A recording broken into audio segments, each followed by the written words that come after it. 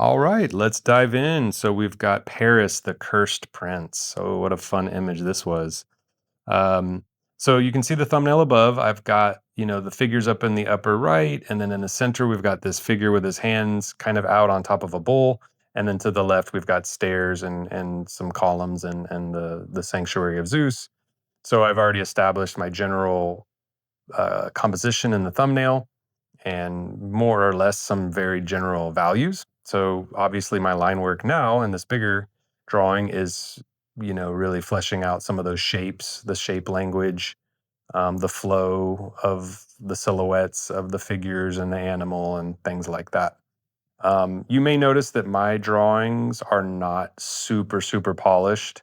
And that's essentially from just experience. I know how much polish I need and don't need to move to the digital illustration stage. And I could spend more time sort of polishing and refining these pencil drawings, but I don't. I just like to get down the basic just enough to feel like I can jump to the next stage. So, yeah, but I do enjoy, like, especially in this case, like the bowl in Paris, I enjoy kind of creating these flowing, organic uh, silhouettes and shapes. So, as we move on to the color sketch, lots of fiery drama here around Paris and Hecuba, the king and queen of Troy, and the city in the background. And of course, Paris is the child of the prophecy that is going to bring down Troy. So we want this section to be pretty dark and dramatic and giving the foreshadowing to his role.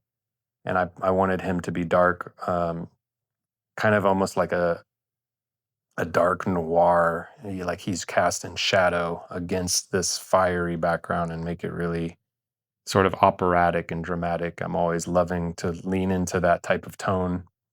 And then I wanted those flower petals that are being dropped at his victory of the funeral games to almost mimic or be a part of the flame, the flames coming off the torch. I thought that was kind of a cool middle ground between those two scenes, and kind of the multi-layered symbolism there was fun.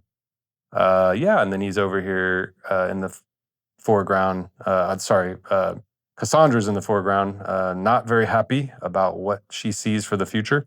So yeah, leaning into the romance, the drama, uh, and just the more magic and wonder of mythology. So much fun.